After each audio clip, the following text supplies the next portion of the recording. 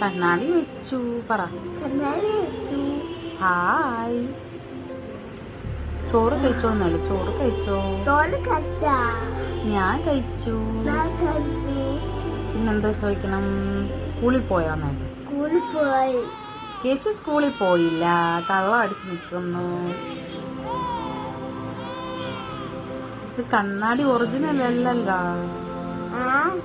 Original കണ്ണാടി അല്ല, എടുക്കാൻ പറ്റൂല. പറ്റൂല